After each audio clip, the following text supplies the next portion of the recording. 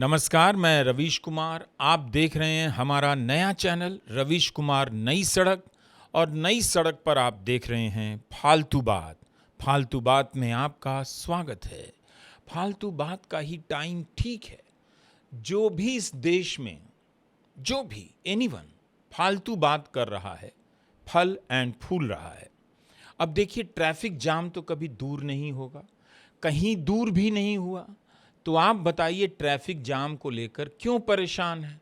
मैं बता देता हूं ये कौन सी किताब है। अमिताभ कुमार की किताब है एविडेंस ऑफ सस्पिशन। बाद में पढ़िएगा, पहले फालतू बात सुनिए। फ्लाईओवर इसलिए नहीं बनता कि ट्रैफिक जाम दूर हो जाए, कभी दूर नहीं हुआ। इसलिए बनता है फ्लाईओवर कि ठेकेदार को कुछ काम मिल जाए और बाकी लोगों को सारा हिस्सा। इसलिए जहां भी फ्लाईओवर बनता जा रहा है, उसके बाद अगला फ्लाईओवर लॉन्च हो जाता है, उसके बाद एक और फ्लाईओवर लॉन्च हो जाता है। मगर जाम है कि स्थायी भाव की तरह जाम है। जाम दूर नहीं होता है। आज अगर यह जाम नहीं होता, सोचिए, तो आपके रोज कम से कम 2 घंटे बच जाते। कभी सोचा है अगर ये 2 घंटे बच जाते तो आप क्या करते? सरकार को पता है समय बचेगा तो आप बेचैन हो जाएंगे, फालतू के इधर उधर घूमेंगे। इसलिए सरकार आपको दफ्तर के बाद ट्रैफिक जाम में रखना चाहती है। आपके पास ज्यादा समय नहीं है, यह हमेशा लगता रहे। इसलिए हर वक्त कहीं ना कहीं शहर में जाम लगा रहता है। ट्रैफिक जाम को अगर आप एफएम रेडियो के मार्केट की नज़र से देखेंगे तो जाम से प्यार हो जाएगा। अगर जाम ना हो तो एफएम का बाजार बंद हो जाएगा। घर बैठा आदमी इंस्टाग्राम स्क्रॉल करने लग जाएगा, एफएम तो नहीं सुनेगा। आप ही बताइए, लोग एफएम कहाँ सुनते हैं? वेयर? छत पर ज़्यादा सुनते हैं या जाम में सुनते हैं? 10 मिनट में अगर आप घर पहुंच जाएंगे तो एफएम का कारोबार बंद नहीं हो जाएगा। लेकिन इसमें फालतू बात क्या है? फालतू बात है ट्रैफिक जाम बढ़ रहा है, यानी एफएम का मार्केट बढ़ रहा है। पिछले साल मोदी सरकार ने चुनाव जीतने के बाद 730 प्राइवेट एफएम चैनलों को मंजूरी दी। 730 एफएम चैनलों के लाइसेंस दिए जाने की हेडलाइन छप गई। पहले से 388 चैनल थे। मुझे पता नहीं कि एक साल में 730 एफएम चैनलों के लाइसेंस बंटे हैं या नहीं। आप ही बताइए, पता है तो। क्या भारत में इस तरह से 1000 से ज़्यादा एफएम चैनल बन गए, रेडियो चैनल? इस एक साल में कितने नए चैनल खुले? चलिए फालतू बात करते हैं। और इसे पता करने का फालतू टाइम किसके पास है? मेरे पास। पीआईबी ने एक डेटा दिया है इसी 19 जून 2025 को। कितना हंगामा चल रहा था, ईरान, इजराइल, लेकिन उसी बीच अपना पीआईबी रेडियो एफएम का डेटा दे रहा है। क्या लिखता है सुनिए तो।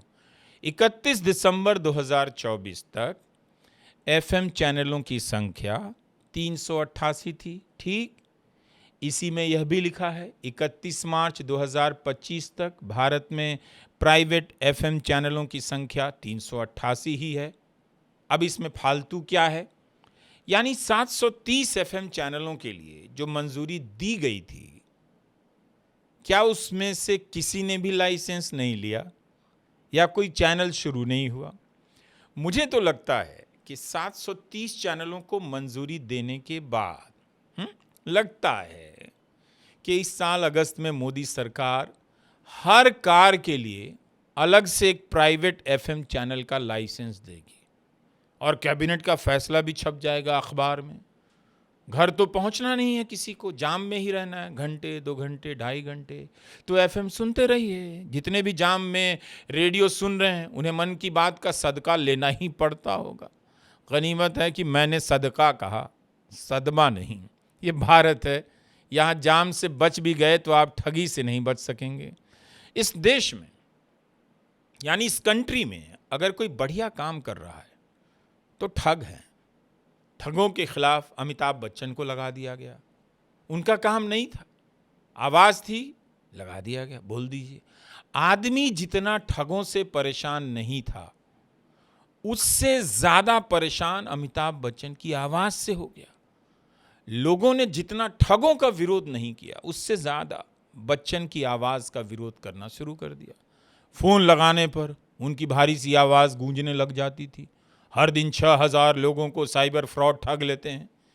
अरे भाई, जोड़कर बताइए, एक साल में 22 लाख लोगों के साथ साइबर फ्रॉड हो रहा है। बस इतने ही लोग ठगे जा रहे हैं, ये तो काफी कम है। 140 करोड़ लोगों ने प्रधानमंत्री मोदी को आशीर्वाद दिया है, ब्लेसिंग। खुद प्रधानमंत्री मोदी बताते नहीं थकते। उनके सामने आप ही बताइए, एक साल में 22 लाख लोगों के साथ साइबर फ्रॉड हो गया, ये कोई बड़ी संख्या है? ये तो बहुत कम है, ज्यादा तो है नहीं। तब फिर इसके लिए अमिताभ बच्चन की आवाज को क्यों झेलना पड़े लोगों को? लोगों ने ठीक विरोध किया। अच्छा हुआ अब फोन करने पर सुनाई नहीं देता है। अखबार में क्या क्या छपता रहता है कि साइबर फ्रॉड से एक साल में 33,000 करोड़ की कमाई की चपत लग गई। ये सब ज़्यादा नहीं बताना चाहिए। पता चला कि लड़के पढ़ाई छोड़कर साइबर फ्रॉड के काम में लग गए हैं।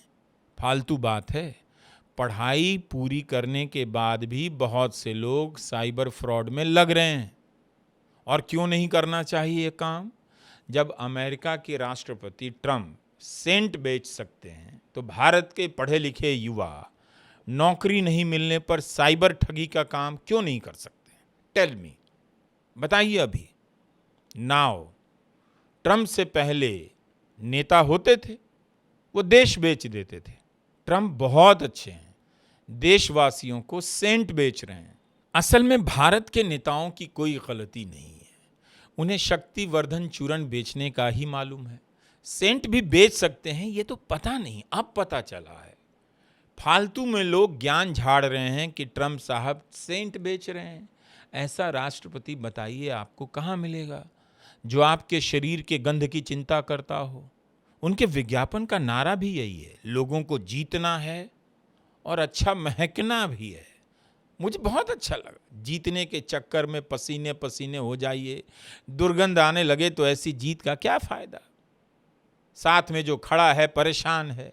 हर जीतने वाले को ट्रंप का $249 वाला सेंट लगाना चाहिए।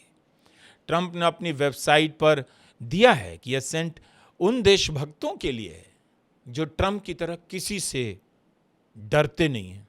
अब यह सुनकर भारत के अफसर पीछे हट गए। ये तो हमारे लिए है नहीं, हम लोग तो सबसे डरने लगे हैं, जनता को छोड़कर, सवाल पूछने वाले पत्रकारों को छोड़कर, बाकी तो सबसे डर ही रहे हैं। इसलिए ये लोग कैसे सेंट खरीदेंगे ट्रंप का, समझ नहीं पा रहे हैं। डरते हैं तभी तो ये अफसर हैं। अफसर अगर डरना छोड़ दे तो आज सरकार के मंत्रियों की हालत खराब हो जाएगी। लेकिन इन अफसरों के पास बहादुरी के लिए फालतू टाइम नहीं है। वे अपना समय बचाने के लिए डरना ही ठीक समझते हैं। और ट्रंप साहब का क्या है, नून, तेल, गुजिया, नमकीन क्या नहीं बेच देंगे, सब बेचना आता है। आप खरीदिए, बस आप हमारा फालतू बात देखते रहिए। हमको इससे मतलब नहीं है कि आपने $249 का सेंट खरीदा या नहीं। फालतू बात देखिए, उससे मतलब है। और मैं बहुत खुश हूं ट्रंप साहब से। उन्होंने अपने सेंट का नाम ट्रंप विक्ट्री रखा है। सोचिए, लगाइए दिमाग, अगर सीज फायर रख देते तो क्या होता?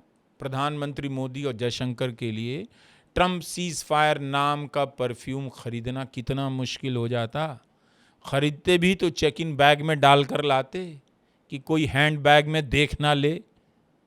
ट्वीट भी नहीं कर पाएंगे कि हमने सीज फायर सेंट खरीद लिया है, अपने दोस्त ने परफ्यूम बेचना शुरू किया है, तो एज ए फ्रेंड हमारी भी ड्यूटी बनती है कि हम केवल अहमदाबाद में ट्रंप के लिए रैली ना करें, सेंट भी खरीदें।